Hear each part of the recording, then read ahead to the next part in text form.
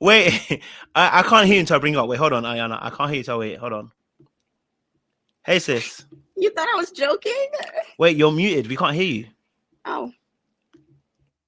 And you look fine, babe. No, I don't. You look fine. No, I don't. They know I like a natural face, so don't worry about that, baby. You good. I look crazy. How do you work this? We still can't hear you.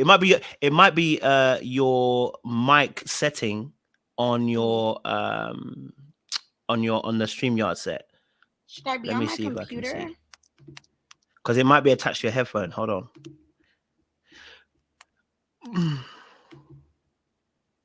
Oh, they said they can hear you. Oh, no, they can hear you. It's me who can't hear.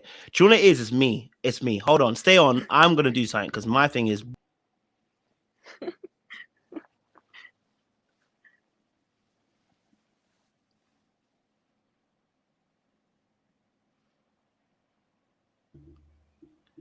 Let's see if I can hear, because I think my system, I've been trying to hear, but I can't be hearing nothing. So let's see.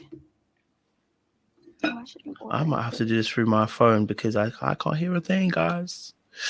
But how you doing, Iyanna? You okay? Kind of.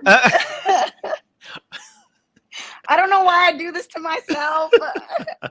Jesus, I try to be vulnerable and open for my audience, and I'm getting fucked, but it's okay.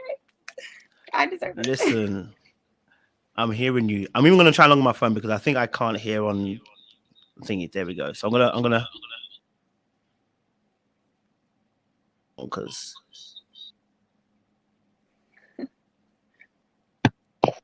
oh, there they go. Oh, I can hear you now. Oh, you can hear me? Okay. Yeah, because I couldn't hear on my laptop. My laptop's, oh no, it's been crazy. But how are you doing again? I apologize, because I can actually hear the first time. So no, you're okay. I'm good. I expected this to an extent, but it's like I almost forget what it's like to feel this raw all the time, and I'm like, oh fuck, why did I do this? But it's okay. It's okay. I hear you. I was literally just saying, I don't know what part you got in, and I was saying that, and I ain't gonna lie to me, I was harsh on you. I can't lie to you. You know, I said, because no, I'll be real, because I'm all about behavior here. So whenever I talk about a situation, I talk about behavior. But this time around, I did say on this occasion, I wanted to hold Jarette accountable, because as you should, if you're cheating, unless you're gonna come out and tell me there was unless you were cheating too, and that's why he cheated or something like that, I can't see what excuses he can come out with again after this. Do you know what I mean? Yeah. I mean, I've been wrecking my brain trying to figure out what he could possibly come up with, and the top things I can think about is maybe one scenario when we first got married, and then maybe me not being supportive enough, or I don't know, or me not being patient enough. He loves to say that. But I mean, again, there are some flaws I had in that marriage, and I'll be the first to say that. The issue is that none of my behaviors were so detrimental that led to like the dissolution of our marriage, and that's just the truth of it. Like, yes, there were things that I needed to work on, because there are things that I need to. I'm not perfect. I know I'm not perfect. Nor do I ever admit that. I'm a hot mess. However, I would have been a great partner to someone who is a good partner to me, and that's just the truth of it. I hear that. I'm intrigued because I'm intrigued, and I'll say why I'm intrigued, because obviously now this information has come out. Now, I haven't watched the actual interview. We only saw the clips. So I saw the clips this morning. People have been messaging me saying I should review it, and I just saw the clips. So just a quick, maybe for anyone who hasn't seen the clips as well, it's been almost like a year now. So you've kind of, was it a year? Like a year? It's been 5 months since our divorce. Okay, so 5 months since divorce. Okay. Yes. So 5 months since the divorce, what made you now come out with the information at this point? Is it because you found out just now, or is it something that just... No. Okay. I knew, I found out 3 days before, after The Altar started filming, and I immediately wanted a divorce, but my mom made me pause and like, Iyanna, you're making a rash decision. I'm not saying don't leave him or leave him. What I am saying is make sure you have a clear head when you do it. And so I know some people get over cheating, and I was like, okay, well, maybe I can be one of those people, knowing damn well I already said that it was a deal breaker for me, but it was a marriage. So I wanted to try to push through and try to work it out, but he continued to show me that he likes to live in the gray, and that's just not okay for me. I want to be able to trust my husband. So after my year mark, and I gave myself a deadline, I was like, I just want to give him a year and I want to see what happens. And then I was like, bro, I can't do this. I can't do it. And so I asked for a divorce. But then once the divorce happened, I immediately went into protection mode. And it took me a while to detach as his wife. I felt like I still owed him something to a degree, because that level of commitment is like insane. And so I protected him for a while, but it started to eat at me that I had this podcast and I had this audience where I talk about healing and trauma and relationships, and I couldn't be honest about that. And I was going through it behind the scenes. And so I felt like at some point, like, bro, I can't protect you anymore. And the crazy part is we had this conversation. I told him that eventually I felt like I was going to get to this point. He said, no, it's okay. Like, you talk about it. You don't have to protect me. And now I realized after the fact that was also manipulation. But it is what it is, man. But and in some ways I'm happy it's out there. At the same time, I don't want him to get flack for this because it makes it harder for someone to grow. But it is what it is, man. He shouldn't have did it. Yeah, I'll be honest. Yeah, he shouldn't have, and that's why I said there's a generally no excuse. So I think I didn't get to show the audience, but I was looking at, I think, whatever his Instagram thing was, whatever. And I said to the audience, I said, this is kind of interesting because I think the last time I saw that was when I think you had come up and you were started doing your first interviews the first time round, and then he was like, I'm going to tell my truth. And so I said to the audience, it's kind of interesting that we're back here again. Now we're going to tell us about the cheating thing that's happened. Now he's going to tell us his truth. And I'm like, as a man to man, I'm like, why are you waiting till this is being said? You should have just got ahead of it. You could have saved yourself the trouble. You could have, oh my God. You know what I mean? You don't even understand how frustrating that, because when I saw he had this podcast and I would listen to his podcast in the beginning and I realized it was way too re-triggering for me because I would hear him say things like she wasn't patient enough and she didn't give me enough time. And I'm like, why can't you just be honest? And I'm trying to give you the time and the grace to just be honest eventually.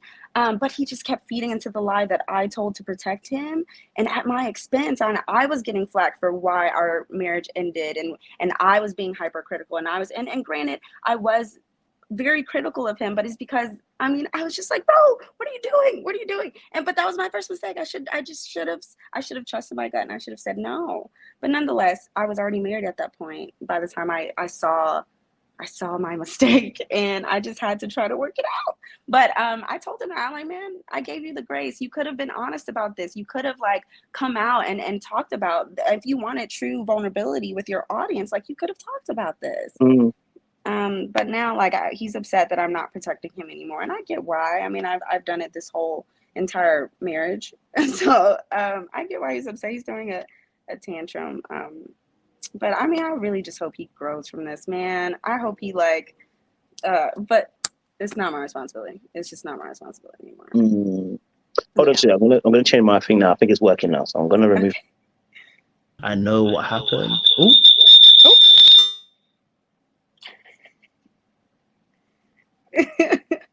Okay, I think I should be able to hear you now. So I think I can hear you now. That was me. All right. Oh, sorry about that. Yes. So okay. So obviously now, so it's out there in the open. You've told us that you covered him and he was cheating. I'm intrigued now. From a psychological perspective, I'm intrigued. I know you were married, but what was going through your mind as to why you were covering him for so long? Because me, I'm also a coverer too, but I'm I also like to cover people, but I want to know why for you were intent on covering him.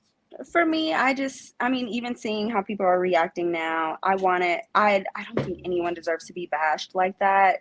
The Shushes or the Jays of the world, like, no one deserves to be bashed like that. People make mistake. Oh shit, I won't even say that's a mistake. But even still, like, I don't want to say that. I think it's a character flaw. But even still, like, no one deserves to be bashed like that. And that's what I wanted to protect him from, because no one knows what it's like to be, unless you're in it, to be in this position, to be this raw, and for people, especially people who don't know you, to be coming at you like this. And granted, we signed up for this. Granted, we continue to sign up for this. But it's just a very human experience being lived very abnormally, and in front of thousands to watch.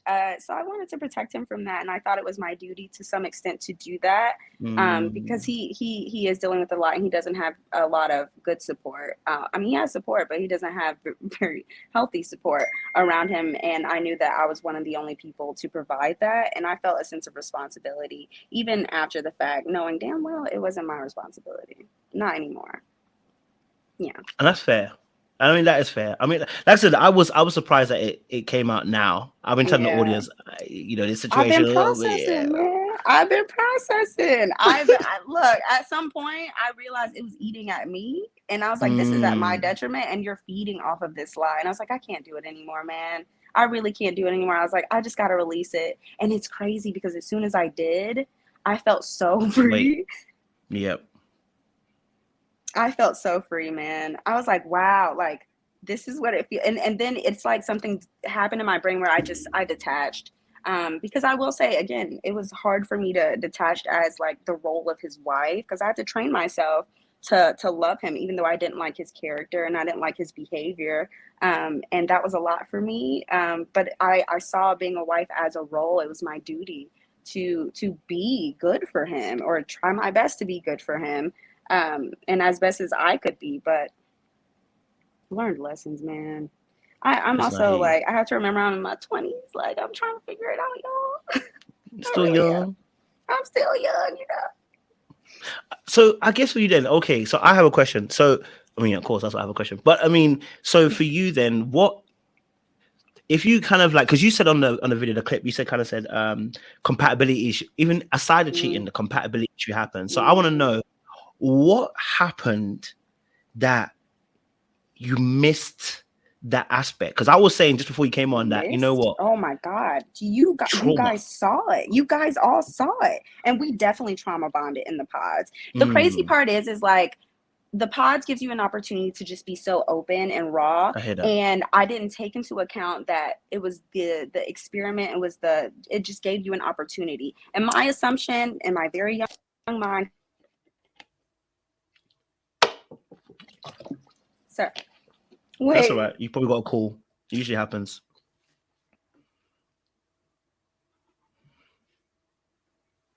Screw it up. No. It's okay. It's supposed to get a call or text. It comes. It happens. Go for it. My food order's here. Yeah. So go and grab your food order. You can come back. This is an impromptu. Go and grab your food order. I just had to ring them in. It's okay. They're okay. gonna bring it to my door. Thank God. No worries. But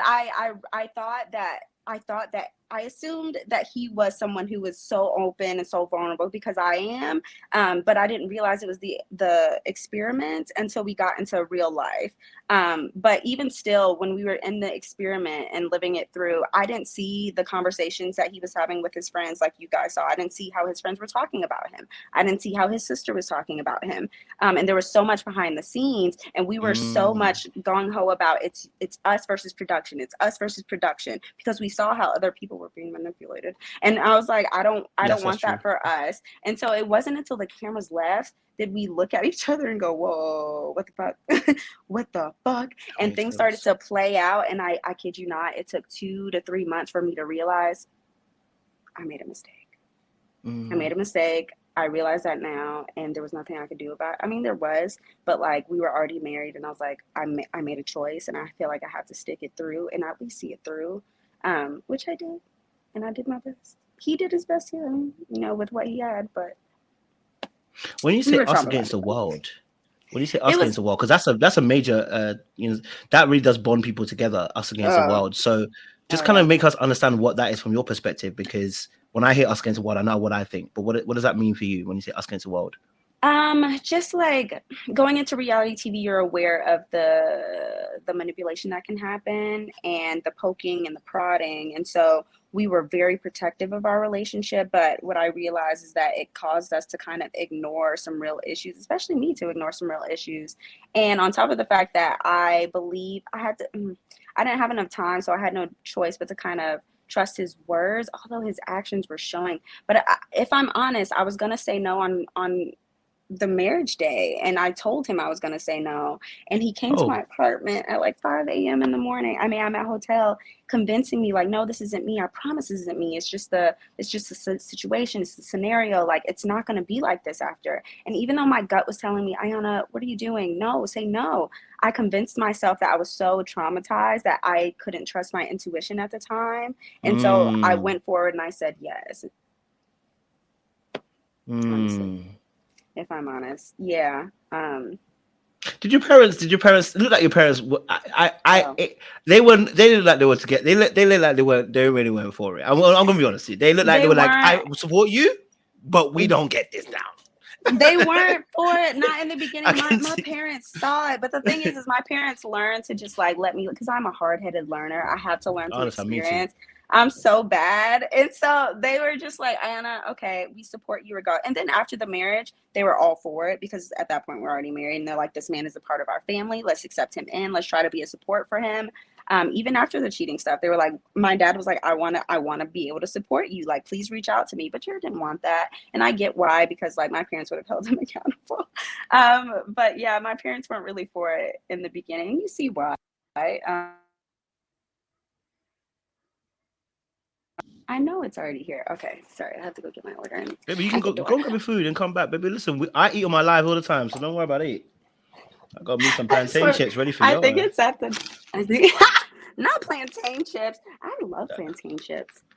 We all love a good plantain chip, baby. It's just about as healthy as you I bet you were so shocked. You did not expect this. I ain't gonna lie to you. When I see the name there, I was like, someone's pulling my leg.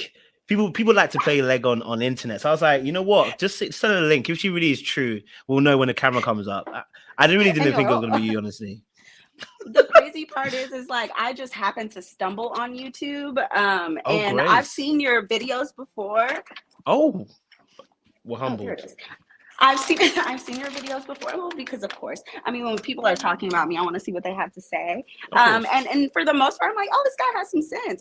I see what he means. I mean, it hurts when you hear somebody telling the truth about you. Yeah. But you go a little bit deep. But I was like, you know what? I mean, he's not wrong. He's not wrong. So I can't be mad at that. Yeah. So I think as soon as I got on YouTube, like, you popped right back up, and I was like, oh. Okay. You know what? That's the good Lord, that I serve, because you know what happened today in the shower, I was praying and I said to God, listen, we need, Lord, for you to open up some more doors. I don't know how you're going to do it. I'm not asking how, but you're going to do it. And for this to happen, I'm just saying it's a good Lord that I serve. Jesus Christ. It's like, surprise. Yeah, surprise. We here. Go, what you order? Is that Wayne's? For the day. No, listen, I got Chick-fil-A. Chick-fil-A. Okay. I have a really bad Chick-fil-A breakfast obsession. It's like, it's not even healthy. It depends on what you ordered, though. Well, what did you order from Chick-fil-A? We gonna the chicken minis. The chicken minis. They're so good. They're so good. And I have an obsession with sweet tea. It's so bad. I'm gonna allow you. You get a little pass. A little I'm pass. gonna be mad at you. You're gonna get a little pass. Little pass. You're gonna get a little pass on my ass, just a little chicken and egg. Okay, no worries at all. We're down with that. We're down with that. But no, I really do. It was interesting because I've been strong, and I think I've been strong because I think watching reality TV, one of the most amazing things is obviously, especially Love Is Blind is quite interesting.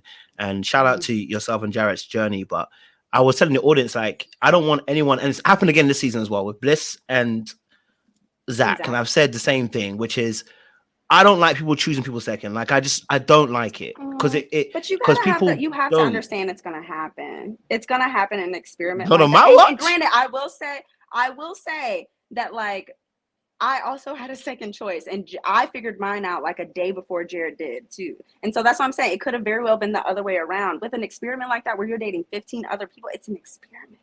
It's gonna happen. It's how you handle it. But this is why I think Zach and Bliss are gonna be okay, because Zach seems like he has a better character than Jared. I think they're gonna be fine. That's just my opinion. And plus, I met them in person. I think they've got great chemistry. I don't like it. I think they've got great chemistry. But I'm gonna say this. Okay, so for instance, what you just said, right? You had a second choice, right? Yeah. But the reality is, you made a choice at the end. You still had a first choice. You know what I mean? True. No matter how close second is to first is always first, right? So for me, whenever someone's second, right? It's never good because, especially for us as men, when we're choosing, for men especially, when we're choosing somebody, like first and second is like, maybe for women it might be slightly different. Maybe you got a bit more grace when it comes to women choosing their first and second, because we all really know that women sometimes as well grow in attraction. Sometimes they're telling me all this stuff that women do, right? But for us as men, it's very, you know what I mean? So if you're number one, you're number one. Number two, I'm hard pressed to find any man or any woman tell me a story where they said, I knew I was second, and yeah, we've been together for 50 and years. Like, it's hard pressed. Yeah, because men oftentimes don't necessarily do that. So, you know, that's why I was like so hard on it. Like, yo, he's crying in a towel. He wanted Mallory. Okay. You didn't get to see that until later, innit? Yeah, I didn't see that. Also, I had a conversation with Mal in the pods that they didn't air, but I talked to Mal. I was like, Mal, please, can you just tell me like the degree of upset he was? Because I just want to know if this man was like boo-hooing, like I don't have time to be dealing with that. And she's like, no, I mean, he was just like he was upset, yeah, but it wasn't that bad. And then when I saw it and I saw this man like throw a full tantrum, I was like, he threw a full tantrum. I was like, are you kidding me? And I looked at him and I said, I've never seen a grown man cry like that. And he was like, Iyanna. And I was like, I'm sorry, but like, you was really boo-hooing over this woman. And I was like, is this you, bro? Is this you? He's like, no, it's not like that. I was like, okay. But the issue again isn't that he chose me second. It's that he treated me as if I were second. And even in life, he did. Second to himself, second to his friends, second to anything, really. And that was the issue. What was that about? Because we saw a little bit of that, but we didn't get a full explanation. Him going out, but you're at home, this kind of thing. We didn't get a full explanation. The show kind of showed it. Didn't really dive deep into it. I felt really, I did feel a little bit bad. I was like, you know, you two are on two different worlds. He's outgoing, you're ingoing. Yeah. So I'll be honest you about chew that chip too. as well, girl. Come on. So I'll be honest about that as well. The show was filmed literally right after quarantine. And this is when I was in my full-blown introvert mode. Like, I didn't want to leave the house. I had gotten so used to being in the house, and it was so overstimulating for me to leave the house. So I will say that's not actually me. I like to go out. I like to dance, which is why once I started getting the groove, like I did start going. I probably started going out a little bit more than him once he started slowing down. It was like it was a normal amount. Okay, I don't overindulge, but nonetheless, like, this was right during quarantine, really. And I hated leaving the house.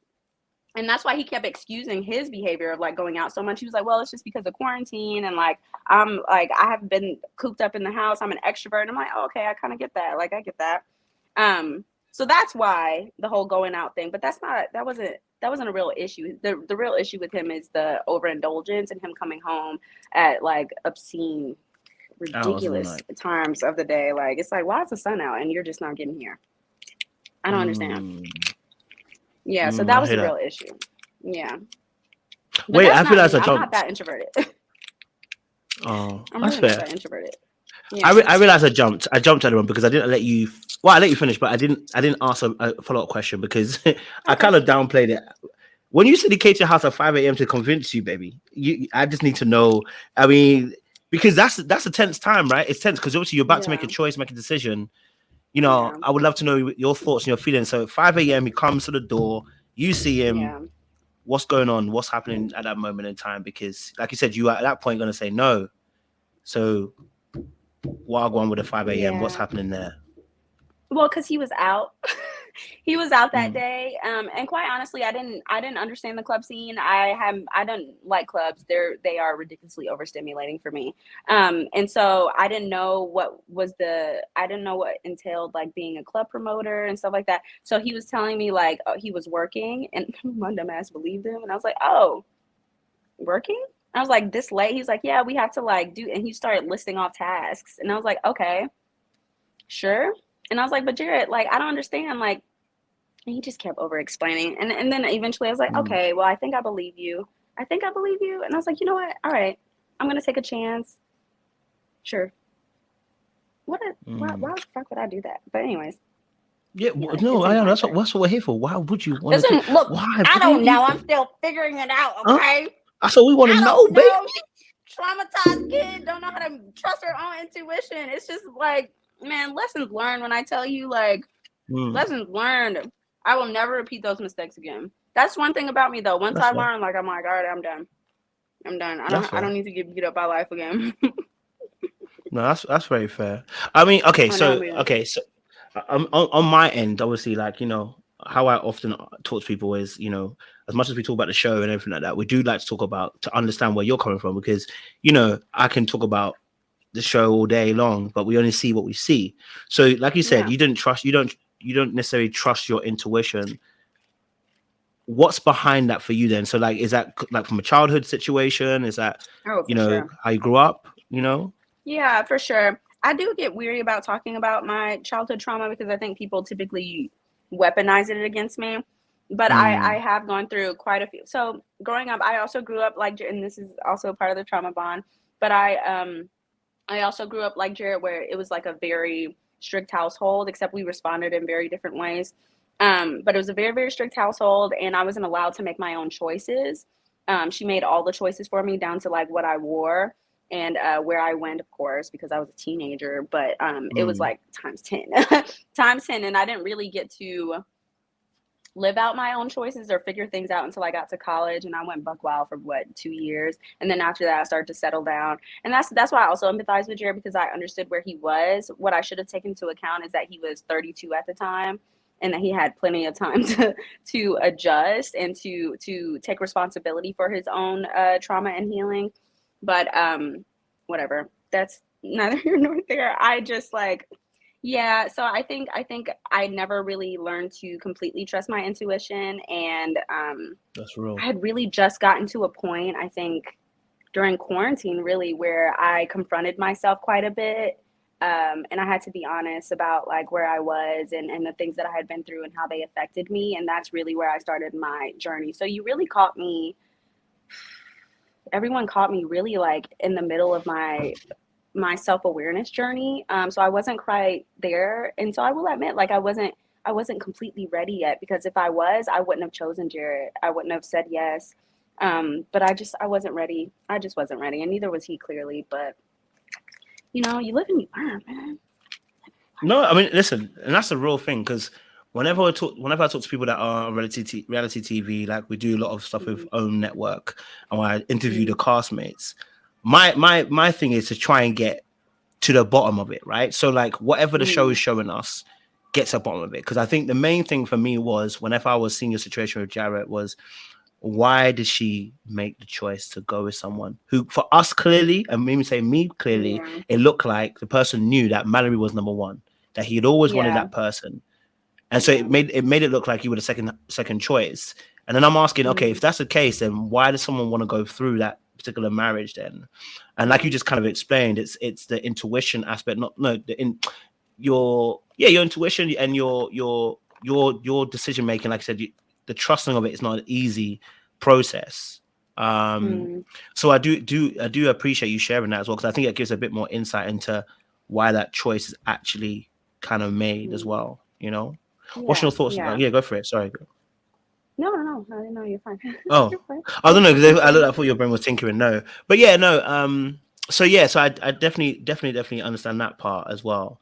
And I definitely hear that as well. So this situation, obviously now, it's all come out. Yeah. Girls, any more that needs to come out? Because, you know, I'm just saying, because no, thank God that's it. Thank God that is it. I like, that's the last thing I got. I'm not going through this no more. Anything else is like just gonna be pure, like my healing process on the podcast. But people don't really listen to my podcast like that, which is what I like. At least Love is Blind fans don't, which is what I also like. I've built my own audience alone outside of Love is Blind. And so like they'll be hearing me from now on, just like really talking about the healing process, but because now I can talk about the healing process and how I've gotten through everything, because people have been DMing the heck out of me, like, how the hell are you dealing with all this? And I'm like, I don't know, girl, I'm trying to cope, but let's cope together, because we're all just trying to figure it out, man. But that's it. That's all I got. I hear you. That was the last little. So before Love is Blind, were you actively dating? Were you in a relationship previously before that as well? Anything like that? No, I hadn't been in a relationship, I think, for 2 years because I realized I needed to be single. Again, that was during the time where I realized I needed to confront quite a few things about myself. And I just had to be honest. So no, I wasn't in a relationship for at least 2 years before the show. Yeah, because I mean, and I went serious. Like I was reading marriage books and I was writing down questions to ask, and even still, that didn't do me no good. But nonetheless, I was trying.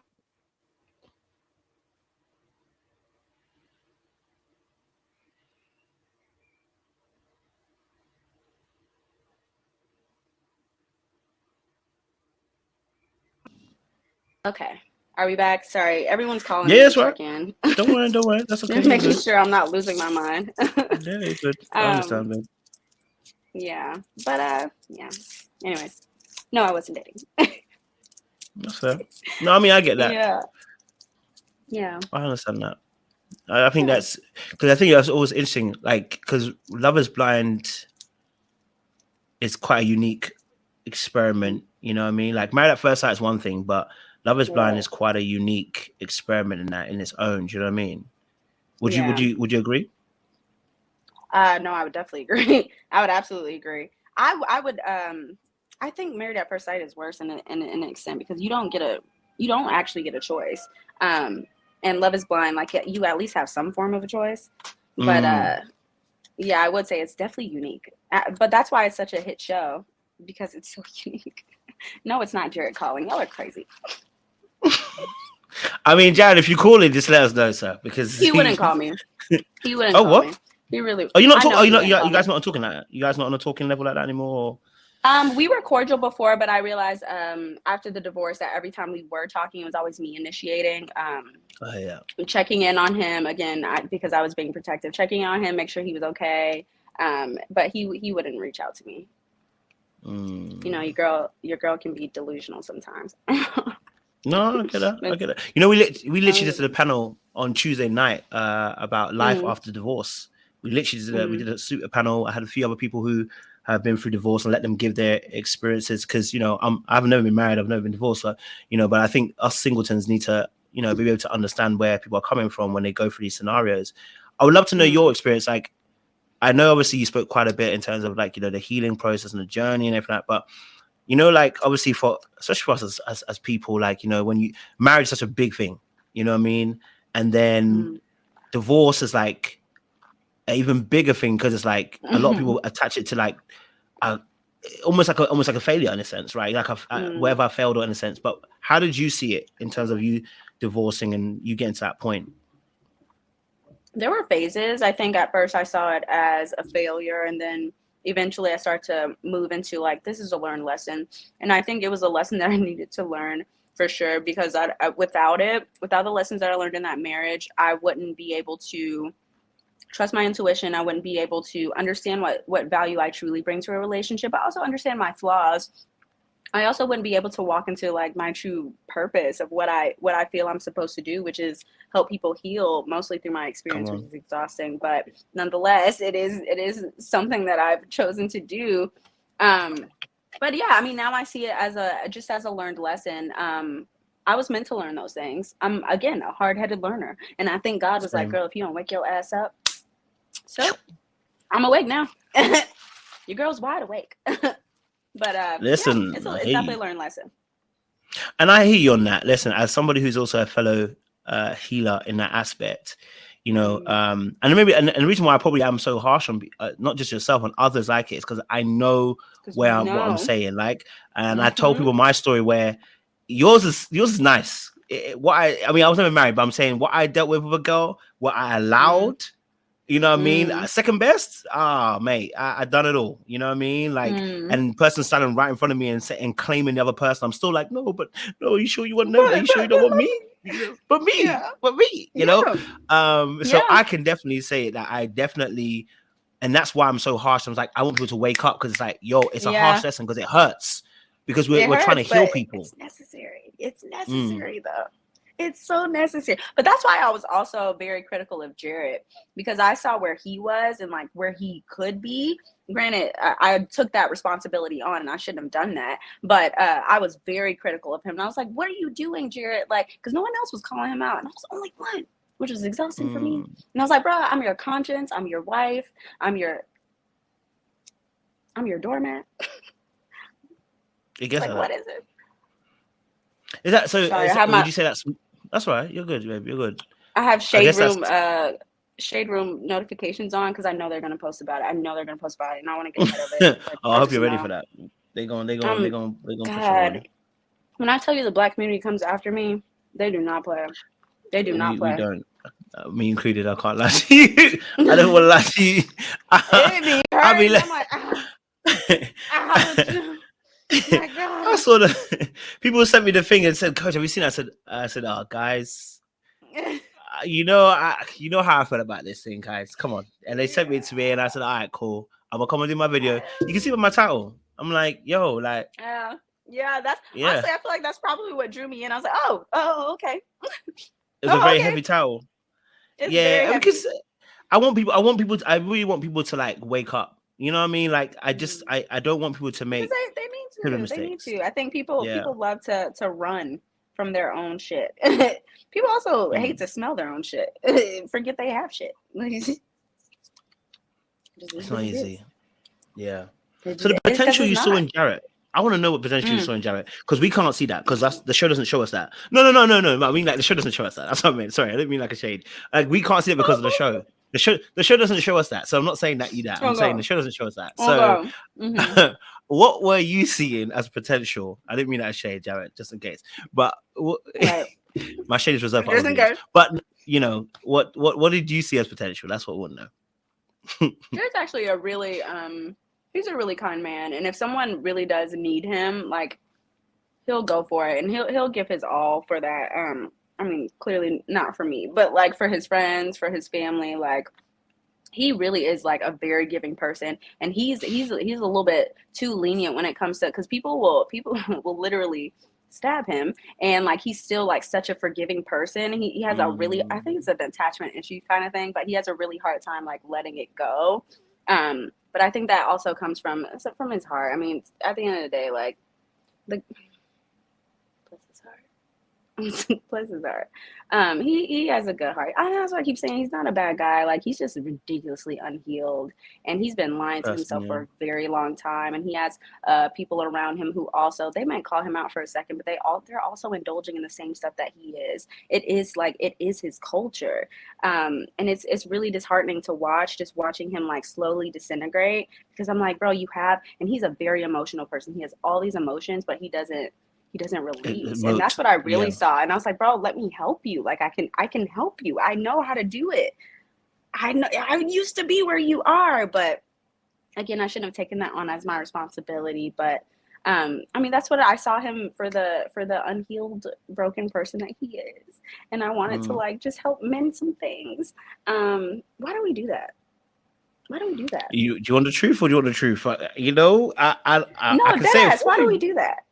I mean, listen, it's the same energy we call Build-A-Bear-Boo around here, okay? And Build-A-Bear-Boo is partly, listen, first and foremost, you can see yourself in him, right? So that's first, honestly, that's the truest thing, you can see yourself in him, right? And number two, you actually have the tools which you have helped yourself with. You can see yourself helping the person get to the other side, right? So it's a genuine interest. You genuinely want to help them. The other side, baby, let me take my glasses off for this part. The other side, which people don't like to talk about, is that it's also wedged in ego. I know it's painful to say. It's wedged in ego. It feels nice to be needed. It feels nice to know you have the tools that someone else doesn't have. It's like, no, but I can help you. There we go. God. Why do we do that? I mean, I know why we do that. Well, like, because we need to be valued. You know what I mean? And it comes from our childhood. Our childhood of we want to be two things. We want to be seen and we want to be heard, right? And when those two things are not being done to us, we find our ways to be seen and to be heard. I think we were literally talking about this yesterday about having daddy issues, and I was talking about my own even. But the need to be seen and to be heard presents itself in different ways. Some of us have a healing spirit, and we realize when we start to put ourselves in a position where we begin to heal people, we're suddenly seen and heard. So we then interpret that into relationships, and then we're trying to be seen and heard in a relationship by healing people, right? And so that we end up choosing partners who will be broken and who are quote unquote a project.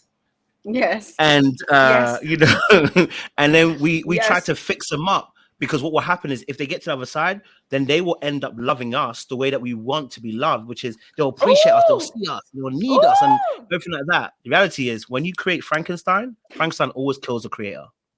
Come on, truth. Come on, truth. That was beautiful.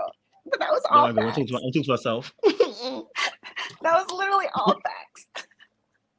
I do like to be seen. I do like to be heard, and I do like to be valued. Why can't I just now I'm learning to like channel those things in healthier ways into getting those needs met. Because I don't know what the fuck that was. It was a blip. It's okay though. We've all been there. Look, you know, I tell my audience about my situations and the reason why I stayed in those relationships. I've literally ignored red flags because I felt like. And I can give an example. I ignored a red flag where a girl said to me, look, I like to check through phones. And I was like, well, I got nothing to hide, so I don't mind. But I ignored that red flag because I was like, well, my goodness should be able to, you know, supersede your insecurity, right? My goodness should be able to save your insecurity. So don't worry, I'm going to be as open and as thingy as whatever. But the person has an insecurity and they're going to keep on looking for something to find a flaw in. Do you know what I mean? So eventually, no matter how squeaky clean you are, they're going to find a speck of dirt. And when they find a speck of dirt, it's like, aha, I gotcha. And then when it gets you like that, that's how the toxic cycle begins to start. So a lot of times, even myself, it's wedged in my own ego. It's most of my own superiority in my, I don't want to say goodness. I want to say niceness because we differentiate between good and nice on this channel. Niceness is not goodness. Niceness ends up in manipulation because you're trying to use, me being nice, quote unquote, as a way to retrieve something. Whereas goodness is about, that's my quality intrinsically. I just do these things because I want to do them. I'm not doing it to get something back. I usually say good and kind, but I say, nice and kind, but I like that's nice the same, nice and kind is good better. But yeah. I will say that was another flaw that I had in our marriage. I got to a point to where he wasn't communicating with, it didn't even get to the point. It was from the beginning where he wasn't communicating with me at all. And the only way that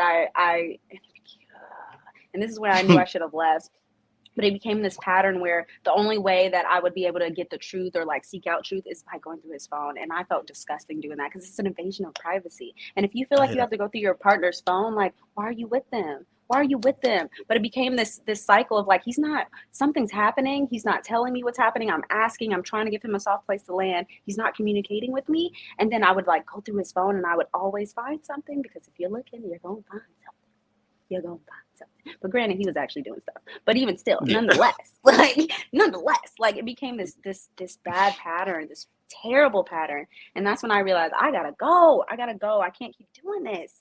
This isn't normal. This is toxic. This is really toxic. But yeah, that's another thing I regret. I wish I hadn't let it get to that point. I wish I was able to walk away before then. Because that's not me. That's really not me. I don't like going through people's phones. I don't want to feel like I have to go through your phone, you know? That's just toxic as fuck. It is, but I guess in the moment, what you're kind of thinking in the moment is, you know, you just want to know the truth. And I always tell this to people as well. Like, one thing about, and even since we're talking about cheating as well, because it's come up as before, one thing about cheating that I learned is that if someone cheats, it's better to tell the truth than to lie the whole way through. And I said, like, look, cheating is one thing, right? But cheating that comes with lies is soul destroying because it actually destroys the reality of the other person that you're living with. I can never trust anything you ever say to me. Now, when I'm looking in your eye and you're telling me something, I have to try and figure out whether you're telling me the truth or not. You know what I mean? Yeah. Whereas if you came to me and said, listen, hey, I got caught, my bad. I did cheat. I did this. I did this. I did this. I did this. You can at least go, well, I know that once they got caught, they do tell the truth. If you don't tell me the truth, I now have to consider everything you do as being an action of, are they acting? Are they pretending? You know, like it's literally, it will create PTSD for you in other future relationships. It is soul destroying. Someone lies and cheats. It really is. It really is. It really is. But that's why I also learned now, like, to never, first of all, to never move that fast. I relinquished trust when there wasn't even a proper foundation for trust to be built. So, I mean, was it true trust to begin with? But yeah, it did create it was bad. But I really did try to work through it. I don't think it helped though that he was very impatient with me, and he would tell me well, you're holding a grudge. I was like, I promise you I'm not. Like, I'm trying my best to like really like get through this and get over it. And I shouldn't have used those phrases of like getting over it, because it's not something you just get over, man. It's not something you get, but you grow through. You have to grow through. And I think at the end of the day, he wasn't willing to grow, and that was where I was like, I can't, because you're not even like willing to confront yourself. Like, again, I'm your conscience, and that's exhausting for me. And I yeah. Did you have many conversations after you found out he obviously he cheated? Did you have many conversations after as well? Like, and how do those conversations go? Because I know that it takes between 6 to 24 months apparently to heal a heart that's been broken from cheating. Oh, for sure. So one thing about me is I won't say I'm very confrontational, but like I do speak my mind quite a bit, and I can be very direct, and that made Jarette very, very uncomfortable because he's very avoidant. And so when I would feel this sense of like panic, I would talk to him about it, like, hey, I'm feeling wildly uncomfortable right now. And just like on the show, I would ask, like, I just need like a little reassurance, like, is everything okay? Like, is there anything you want to talk about? Like, how do you think is there anything that I'm doing? Like, and so, but anyways, we would have those conversations. We'd have them quite often, and he would get so tired of the conversation. He's like, I feel like I'm having to defend myself every time. I feel like I'm having to, and I'm like, that's not my intention. It's not like you versus me. It's like us versus the problem. And he just didn't see it that way. Every time I brought it up, it felt like an attack on him. And again, I understand where he is, because I used to be just like that. And I'm like, I try my best to just like try to be patient and try to be calm and just like, but he would just shut down. And now when I tell you shut down, I mean full-blown stonewall. He just sit there and just be like blank on his face. And I'd be I'm like, are you registering? Like, am I explaining well enough? And then it put me in this site, because I'm already a rambler, clearly. And then so I just like keep rambling, and like he nothing, literally nothing. And that used to scare me, because I've never seen that before, but like nothing. And then I realized, because when I saw interactions with him and his parents, it made sense. It made so much sense, because that's exactly what he's like with his parents. As soon as his parents start to like offer any form of advice, nothing. And I realized, like, this is a trauma response. And I'm like, there's nothing I can do about this. Like, this is his own personal journey. There's literally nothing I can do about it, other than like try my best to continue to be supportive and like giving myself a place to land when he does want to eventually land. But the conversations just weren't very productive. But we were in therapy for a long time. And I was hoping it was helping, but in reality, it was really just helping me. Like, I realized there were things about me that I needed to get ready to it. And that's oh God, that's tense, because that's a lot, because what you're describing there for me sounds like somebody who is, well, I talk to the audience a lot about emotional regulation in 3 components. We have process, understand, and express. And when people can't express, they usually express it in the form of behavior, which oftentimes becomes violent or aggressive. And if someone can't process, which is what Jarette you're talking about now, they shut down. When you can't process, it's almost like a computer. When a computer has too much to process, it shuts down. And if someone can't understand, there's a lot of confusion in their mind. So when someone's struggling to process all that information, like you were just describing, having a conversation about what was happening, and we're shutting down, is because there's too much things.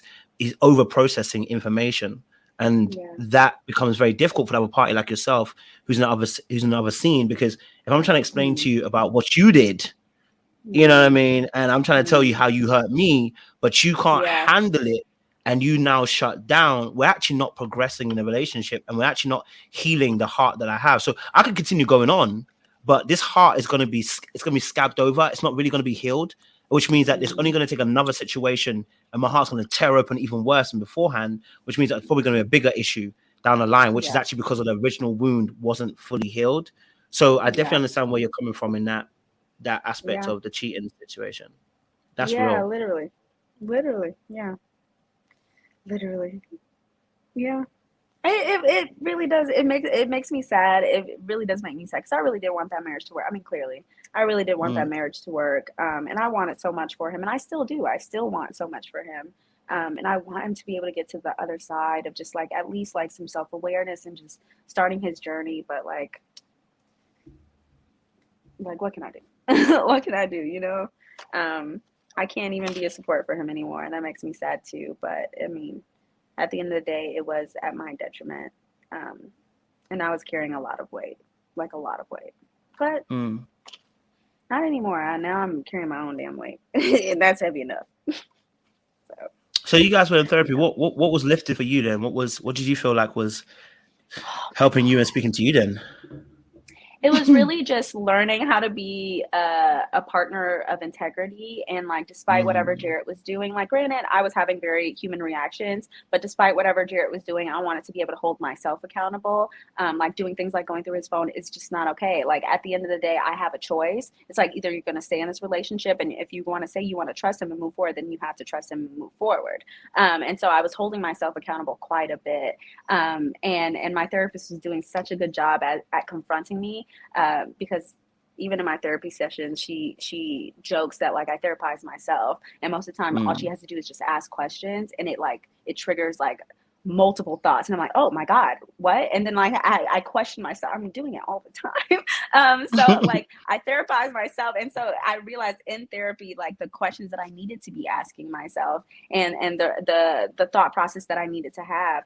Also, I had such a in the marriage, I gained such a negative mindset and just negative perspective. Like I would speak to myself negatively, and I just have such a negative outlook on life and on everything really. But I mean, how could that not happen when that form of like betrayal is happening? And then also neglect, because emotionally and mentally I was being very neglected, but it's because we were two very different people. But also because he hasn't started his healing journey. He would tell me things like well, of course, that like I talk too deep all the time, and I'm like, well, what is all the time for you? And he's like, once a day. He's like, that's too much. Once a day is way too much. That's not enough. And I'm like, oh okay. And that's where we just were so disconnected. Our connection crumbled pretty quickly after our marriage because like it's just like the mental and emotional aspect weren't there like it was like in the pods. God, which was so hard for us to stay married. I can't believe we lasted that long, if I'm honest.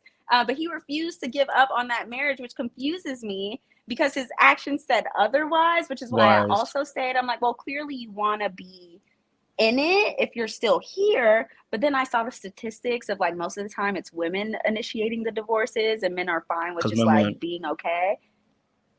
What's that about? Pop along. Yeah, like, what is that about? I mean, the stark reality is we'll happily plop along because we can cheat and nothing happens to us socially. There's no consequences for us.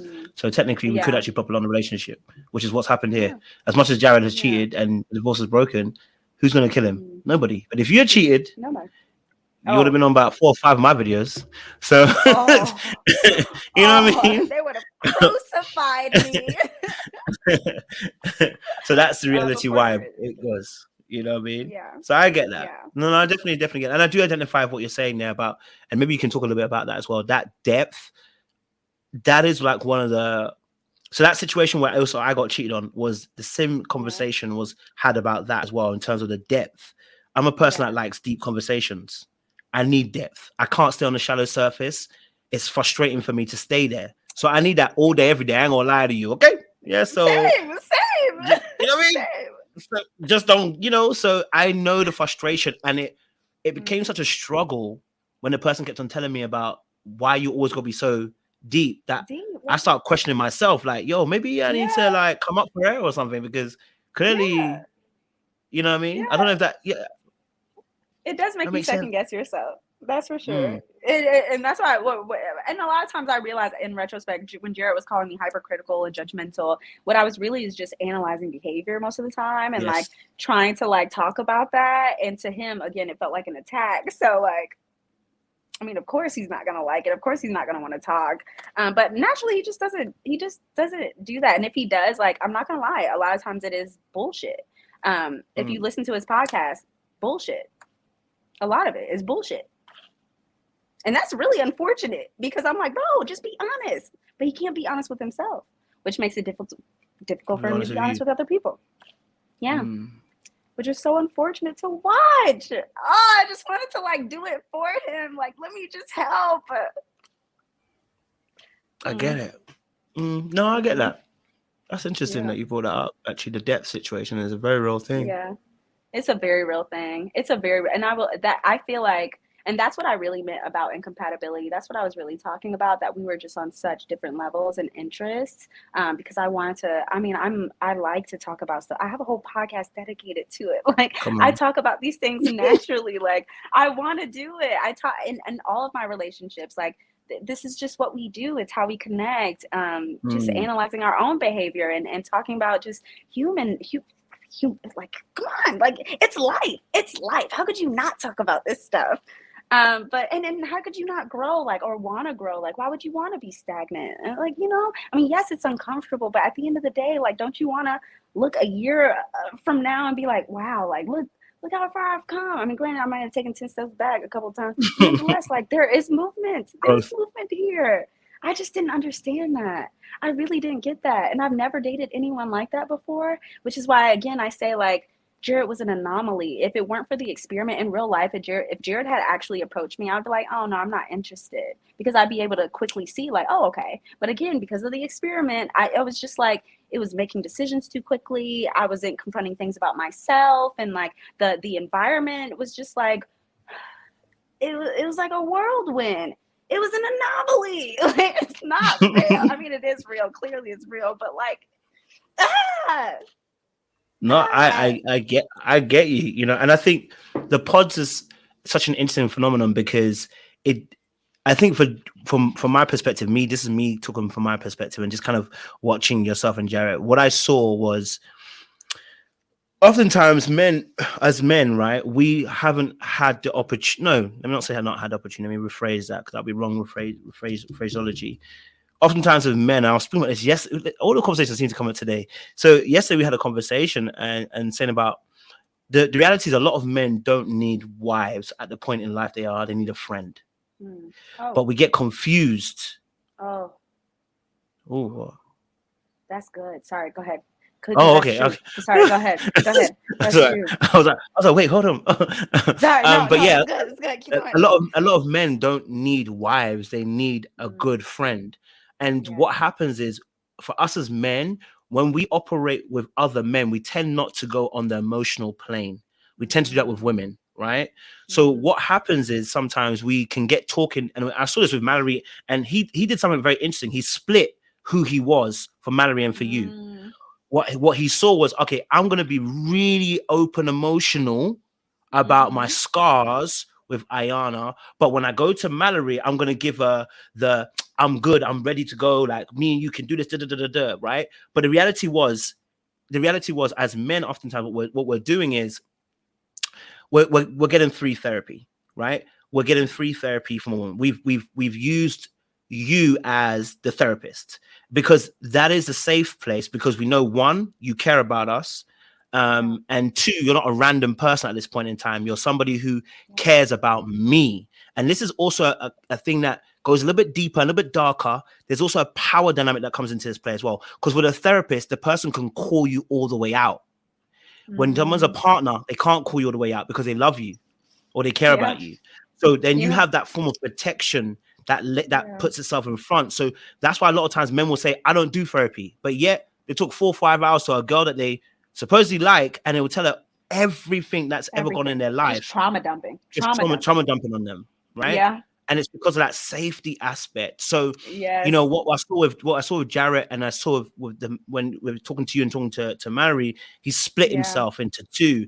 And you know, when men tend to do that when we haven't healed and we haven't taken the time to, and we're scared to be vulnerable, you know, and be truthful about how we're actually feeling. So yeah, that was what I was seeing with Jarette, and that's your ability to heal is also the very thing that attracts somebody who's not healed, because they're looking for somewhere to release those things. So sometimes they don't need a wife, and we have to be honest as men. We don't need a wife. We need a friend. Yeah. You know? Yeah. Literally, yeah. Those facts. Those literally facts. Okay. Well, any other questions? No, I'm trying to think of what's coming to my mind. I don't know if the audience have any questions. I'm sure they probably do, to be honest. They have a fun. Listen, audience, if you've got some questions, shout me some of those questions that you got. Hit me with something, and I will ask Iyanna. It's Iyanna, right? Because I'll be killing everybody's name. Yes. No, okay, you're cool. Because I'll be killing everybody's name. I'll be pronouncing it differently, so you need to know. So audience, if you've got any questions, this is the best time to ask it. It's impromptu, but you know, keep it respectful. But yes, please do ask the questions, so you know I can ask our dear fellow colleague here, you know, some questions as well. So but yeah, it's so obviously now, since obviously this, okay, someone said, what did the parents think? I already asked that question about what the parents think about his behavior.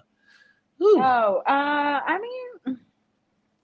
mean, clearly they weren't happy. So when you saw my mom talking to him on after the altar and she was crying, my mom doesn't really cry, but when she was talking to him and after the altar, they knew everything at that point. Because I was very open with my parents, because I realized I needed support, and my parents have been married for who knows how long, and they have also gone through some things. And so I was like, I need help. Am I doing things wrong? Like, what am I doing wrong?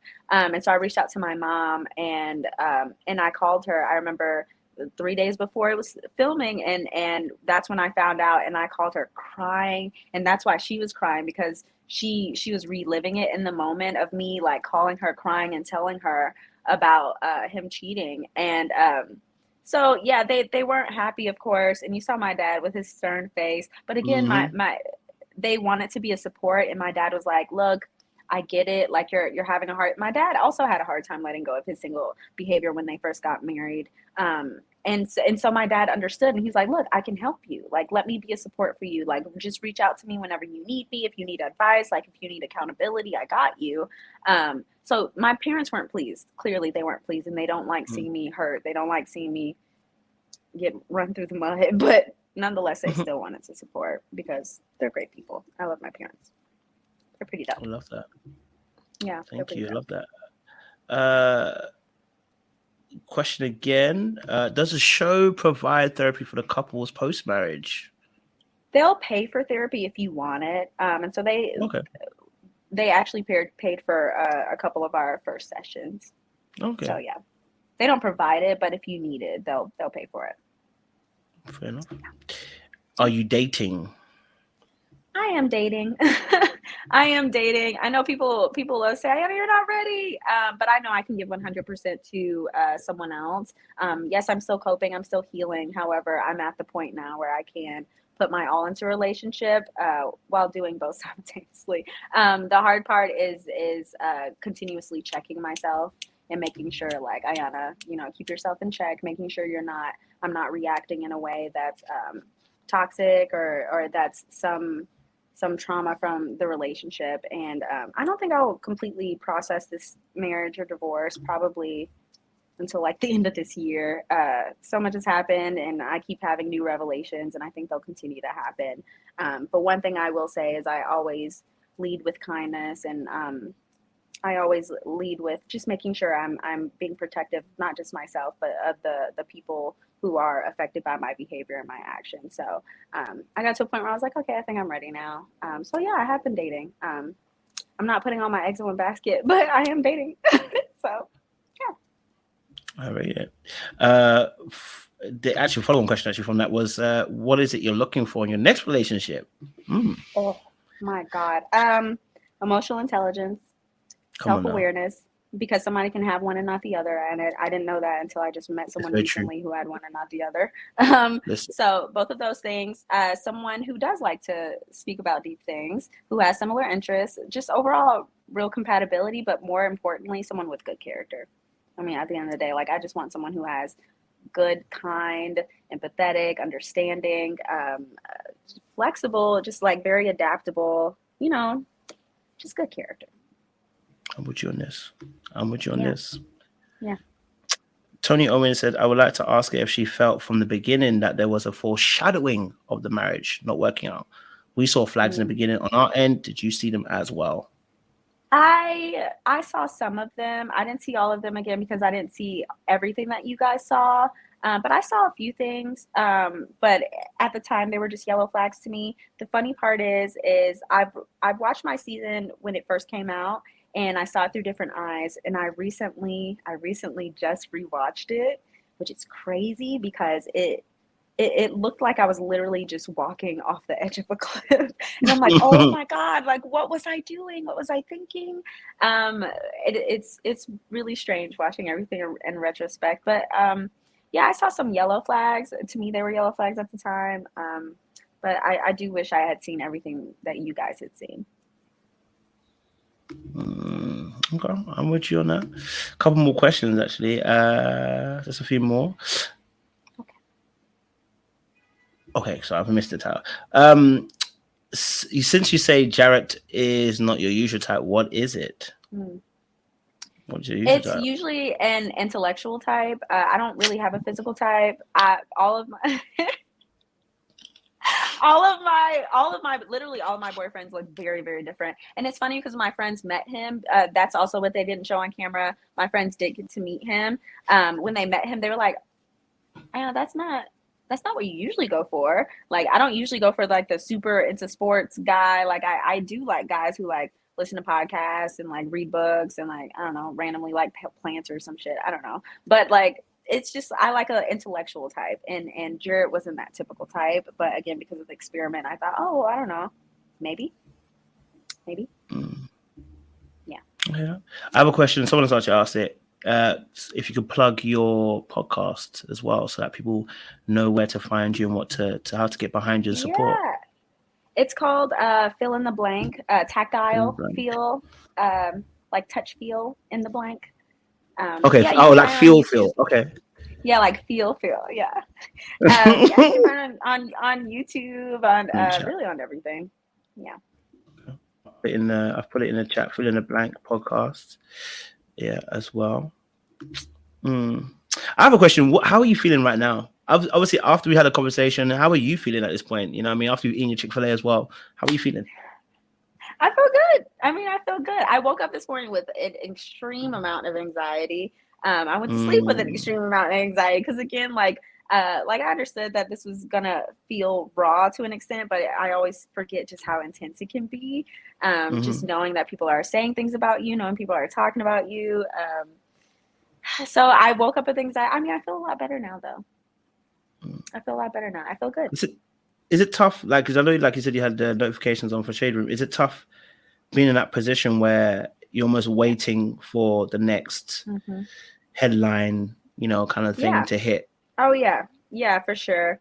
Yeah, for sure. That's why I made sure that this episode came out after my birthday. I was like, I just want to enjoy my birthday in peace. I went to a cabin by myself and I just like, I unplugged for a few days and just like got lost in my thoughts and in nature. But yeah, I mean, it's a lot. Again, I think it's so abnormal for people to live like this, but in this modern world, like it is, I mean, strangely enough, it's a career path and it's what some of us choose to do, but it is a heavy burden to carry a lot of the time. But again, I signed up for it, so I can't complain too much. Oh, I hear you. Listen, there's a ton of questions. There's too many to do today, and I think maybe that we can reserve that for another time. I want to respect your time as well. But listen, I do appreciate you coming through. Someone asked me, do I regret the title that I put up there? No, I don't. I wouldn't do it if I didn't mean what I said at the time. So no, I mean, generally I do care, but you know, I like to say we don't care because in the sense of the fact that we knew that the situation, I predicted it, and I mean, everyone knew, everyone predicted it. It's like, I mean, even me watching the show, it's like, well, duh. So I get it. I don't think anyone should care. I wasn't really doing it for everybody else. I was doing it for my fill in the blank audience. And I got tired of lying. So that's just what it is. So wait, what are you gonna do? What are you gonna do if he comes out and just like he denies it? Let's say he comes out and denies it. He can't deny it. There's no way he can't deny it. What he can do is he'll probably I know exactly what situation he's probably gonna bring up. And it makes me sad that he's gonna do that. But I mean I get it. He feels like he has to defend himself. And that's okay. That's okay. But he's not gonna deny it. He's gonna just try to tell his part of it. And he'll deflect. That's exactly what it is. He'll deflect. And I mean, again, like I get it. He's in a defensive mode. But I don't like that he's gonna use this situation against me because it's just. What situation? I don't know. What situation are you talking about, baby? Oh my God. What situation is he gonna use against you, baby? When we first got married, I went out with some women I had just met, but I felt, and see, once again, I relinquished trust way too quickly, but I felt like I thought every woman lived by like girl code. Like if you come together, you leave together. If you go to the bathroom, you make sure that they're safe. But these women didn't live by that exact code. And we were all drinking, and I sometimes, and this is why I don't drink. This is why I don't like to drink often, because I know sometimes I have a hard time like understanding like, okay, now is when you stop. And I learned this in college. It was bad. I used to black out all the time, I thought it was normal because I used to do it so often. People were like, "I know that's not normal," and I'm like, "What?" And that's when I just learned to stop drinking. But we were out, and I was really just keeping up with everybody else. Everybody else was like, "Oh, I'm gonna go to drink." I'm like, "Oh yeah, give me one too." And I blacked out. And within an hour, I was at a random bar with some random guy, and I came to. And I remember yelling at this man, "No, I'm married." But I remember him just following me around a lot. And at around like 2:30 in the morning, Jarette gets off of work, and he's like, "Iyanna, I'm coming to pick you up." And I made sure I actually looked at these text messages yesterday because I was downward spiraling. And he's like, "Iyanna, I'm coming to get you." And I was like, okay. But I remember trying to send him my location, but I ended up sending him his contact information. And that's just like how drunk I was. But when he came to get me, this guy had the nerve to say like, "Oh no, bro, she's good." And I'm surprised Jarette didn't punch him in the face then. But Jarette was like, "All right, we got to go." And at this point, I'm belligerently drunk. And I remember saying, "Oh, wasn't it nice that guy was checking on me?" And Jarette looked at me like, "I don't know if you don't shut the fuck up." And then I was like, "Oh, I need to check on the girls." And then he got even more upset with me. He was like, "Why are you checking on these women who aren't checking on you?" And then I blacked out again. But the next morning I woke up, and the shower curtain was broken because apparently I had fallen into the tub. Like, it was just a hot ass mess. And Jarette was like, "Iyanna, you don't know what was happening with you and this guy." And I was like, "No, nothing happened. Like, I know nothing happened." Because I remember pushing him off saying, "No, I'm married. And I remember telling him like, "I'm also concerned about my behavior too. I never want to repeat." And I never repeated it again. But I was like, I never want to repeat that again. But I realized in retrospect, me expressing how concerned I also was made him feel like something's going on. Well, not even that. He felt invalidated and like I shut him down. And but the weird part is I went and I looked back at our text messages, and he texted me saying like, "I just need last night to never happen again." And I remember in the text message I saw it, and I said, "That will never happen again. I promise you, this is not a repeated behavior. That was a one-time incident. I will never drink that much again. I'm a tiny person. I have to just be honest about that." And then he sent me a kissy face. But then he didn't bring it up again until a year later when I asked for a divorce. And we were I asked my therapist for a couple more sessions. And I said, "I just want to make sure like we have some closing out sessions, make sure we're coping well, making sure, everything's good." And that's when he decided to bring it up. And I was very confused. And I was like, "Why are you bringing this up a year later?" He was like, "Well, you shut me down. I never want to talk about it again." And I was like, "Okay." I was like, "Well, I apologize. Like, I never want that. Like, I don't want you to feel like I shut you down like that. That's not okay." So I know he's probably going to talk about that. But again, I still feel bad for that situation because I know that must have freaked him out. And it was the beginning of our marriage. I don't know. Look, I don't think it's that bad. But, look, that's literally the only thing that. That's fair enough. I don't think that's anything bad. So there's no. I just want to make it clear so that because you know what's happening. The bloggers I are never gonna pick cheated. it up. I never cheated. Yeah, I never cheated. I never would never have emotionally, cheated. never micro cheated. Never emotionally, never micro cheated. I never emotionally cheated, never physically cheated, never entertained anyone else. He'll say that I was entertaining that guy that night, but I don't know. But I know that's probably what he's gonna bring up, which makes me really sad. And then he'll probably say I didn't support him enough. I wasn't patient enough. But that still doesn't give us. I was hypercritical. Look. Wait, sorry. Just make it very clear. So I want to make it. How long into the marriage did the cheating happen? We were. You know the funny part? You want to know the funny part? Is I remember just 5 months into our marriage. I remember I was obsessively having this thought, like, I feel like I'm going to get a text message. I feel like I'm going to get an email, because I started to see that he had discipline issues and issues with self-control. And so I knew what that led to. And I was like, I just feel like I'm going to get something. And it was literally 3 days before, after The Altar was filming. And that was probably 9 to 10 months into our marriage when it was revealed to me that he cheated around the time that the show aired. Yeah. So yeah. So by the time we get to watch the show, that's when you find out that he cheated. No, yeah. Well, around the time, it was a little bit after the reunion when I found out that he cheated. But he cheated the beginning of when the show first aired. God damn. Yeah. So I'm guessing the woman, like, she said she saw my picture in our home. She knew my address. She knew my apartment number. She had a picture of her friend in Jarette's t-shirt in our living room. Yeah. And I got it via email, man. Literally. Wait. What the hell? Wait. What? Wait. Yeah. Now, I know, Iyanna, you got to go soon, but listen, sorry, wait, before you do, because wait. What do you mean she knew all of this information, like she's out here scoping the territory? What do you mean she knew all this stuff? I'm so confused. How did she know? He brought her to our home. He brought her and her friend to our home. Threesomes? I don't know. Look, I don't know what his intention was. They didn't have sex, but they were kissing and groping each other in our bed. Damn. And it wasn't until her friend was in the bathroom, saw some of my things, and was like, "Do you have a girlfriend?" And he drunkenly said, "I have a wife." And they said, "Oh, we gotta go. Yeah. It's not looking good, bruv. Yeah. I can't believe that. And he gaslit the hell out of me after that. But you know what? I don't want to speak poorly on the man. I don't want to speak poorly. No, you're not. Baby, you're not. No. You're not speaking poorly, baby. You're not. You're telling the truth, and you're allowed to do that. Yeah. Listen, I know exactly how you're feeling when you want to cover somebody, right? Because I'm in the same person. But the truth is the truth. You know what I mean? It's not. It's just her. It's not. No point holding it back.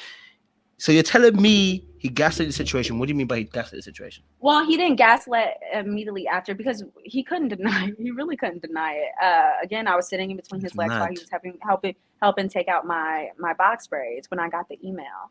And immediately my heart just dropped. And I go, fuck this, I'm out. He's like, what is it?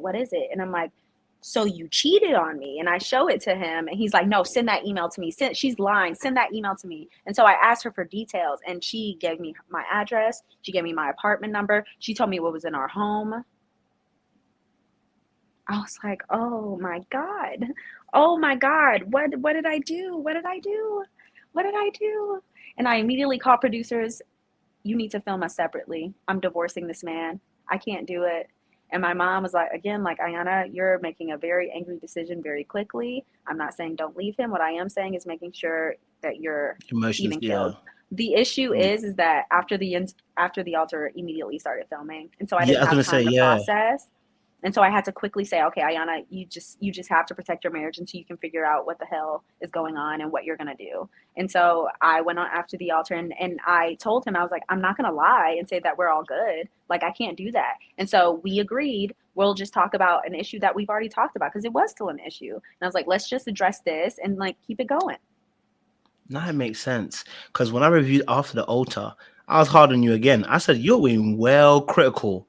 Like, you was judgmental, you was critical. There's a scene where you guys are sitting down talking with the gold stuff behind you lot, and you was going in on my boy. I said, why she going so hard? It's because I was angry. It's because I was angry, and I wish I could have better like contained myself, but I just couldn't. I just kept ruminating about it. But yeah. And did he come clean eventually then? So he came clean eventually. He told you. He had no choice. He came clean immediately. He was like, okay. He was like, yes, it happened, but we didn't have sex. I said, Jarette, it's the fact that you invited it to our home. You had the intention of cheating, and that alone is okay for me. Like, I don't even care if the kissing and groping wasn't true. Like, bro, like, what, do you not see what's wrong here? And it was months later when I was still trying to cope through it, and I was again reading our text messages, and I saw him like, it won't always be like this, like eventually I will be able to heal, I just need you to be patient with me. And he was telling me things like, you're holding a grudge, and I was like, I'm not trying to hold a grudge, bro. Like, I'm trying to heal, I promise you I am. I just like that level of betrayal is like crazy. It's crazy. Like, you had her in our house, bro. Like, in our house. In my bed. Every time I looked at that bed, I was just like, ah.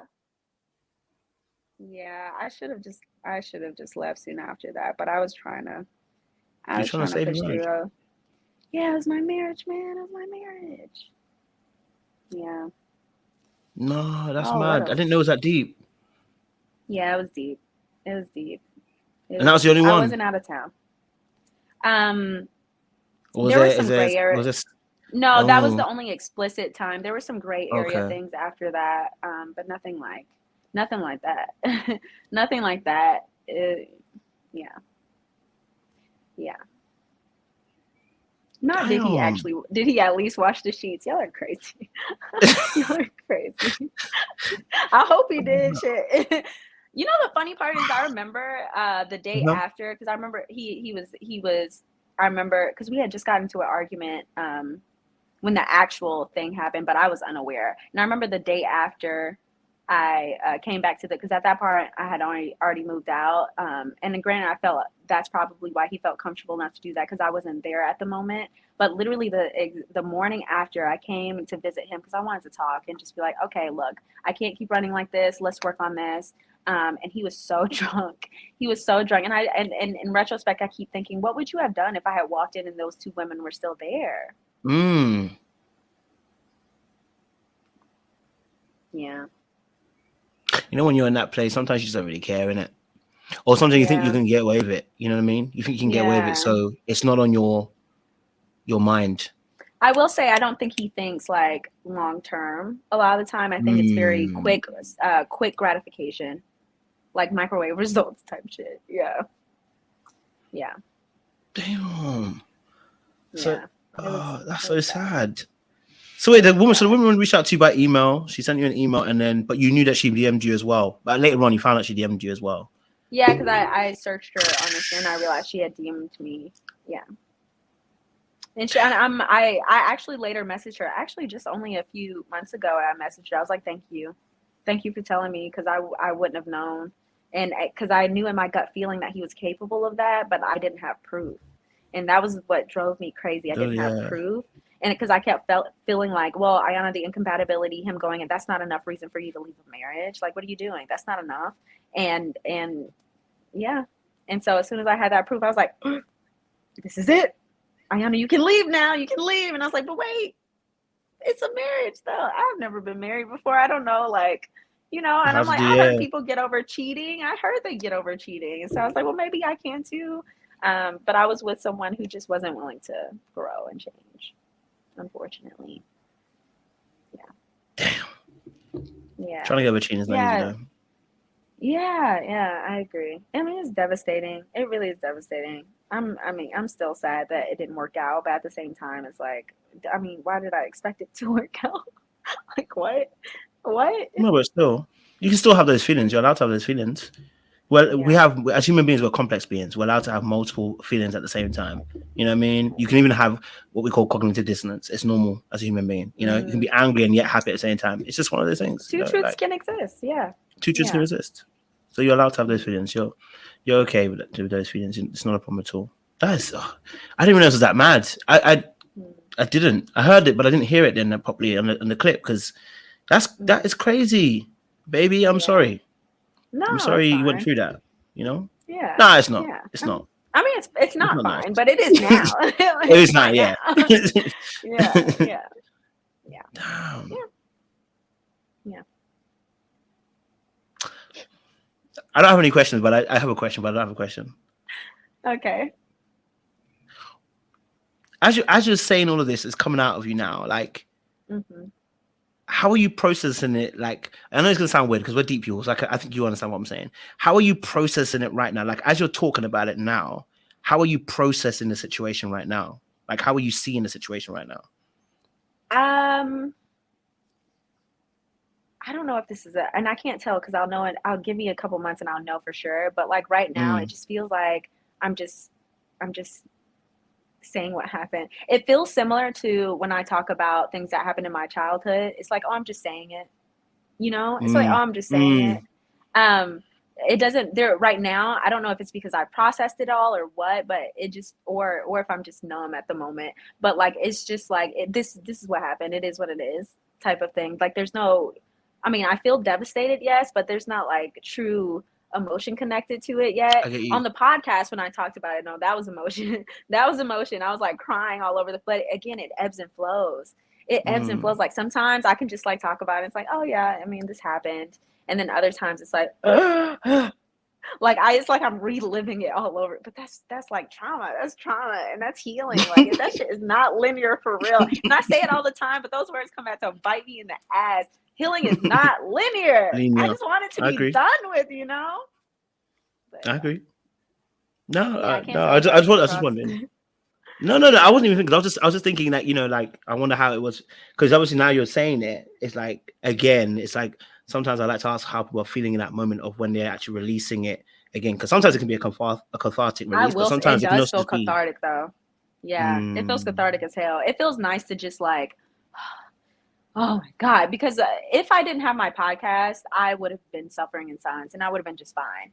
But because I have my podcast, it puts this weight on me because I talk to my audience all the time about how I'm trying my best to be authentic. And that is not an easy task. And I'm trying my best to be vulnerable because that's what my podcast is about. So like, I would be a hypocrite if I didn't talk about the things that are, you know, that I'm going through. Granted, if I was still married, I'd still be protecting my marriage because it's my marriage, but I'm not anymore. I'm not married anymore, you know? I'm just not. And it happened. It's something I'm going through. It's something I'm processing. So yeah, again, if I didn't have that podcast though, I wouldn't have talked about it. I would have just let it go. Get it, man.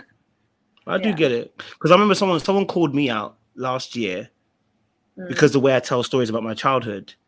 Because the way like that's why I was trying to ask you what you felt, and you just kind of encapsulated it right there, where you said like sometimes it's just I'm just saying it, but the person was like you're kind of minimalizing. But I'm like I'm not. I feel like it is what it is. You know what I mean? Yeah. Like what we say, it is what it is. So if I'm explaining it, sometimes I'm telling a story like, yeah, this happened to me. The person's like, do you know how deep that was? I'm like, well, it's what it is. I mean, like I was there, it happened. Like I you know, and I felt like when you were saying it, that's what you're almost kind of saying. That says like it is what it is. And it's quite interesting that you had that perspective on the situation. That's why I was kind of asking that, you know. But then I kind of identified with you when you said you didn't want to make him the bad guy, almost in a sense by tarnishing him. But the reality is, it's your truth, and you are allowed to say your truth. And I think we do find it hard as healers to do that because we naturally want to be in a healing place. We want to protect people. It can be really difficult to kind of just come out and be like, well, this is the hard, cold facts, because we understand how that paints a picture of the other person. We don't want them to be put in a certain light, because also we wouldn't want to be put in a certain light. You know, we want to be cautious about how we do that. So I understand where he was coming from in that, you know? Yeah. You get it. Whew. Listen, man, we'll talk later, man, because listen, I've taken a lot of your time today. And I really do appreciate and honor the fact you came on here. I know it's impromptu, but honestly, we appreciate you. We would love to have you back here. Okay, so I will slide my IG because I'm sure you got too many messages for me to slide in yours, because if I do, I'll get lost. I'll put mine in the background. You slide in mine, not because I'm bougie, but because I know that I'll get lost in yours. I don't want to end up as a request, you know. But honestly, for my phone? My phone's right here. Okay. Yes. You're looking for your phone? Like I was looking for my glasses. Don't worry about it.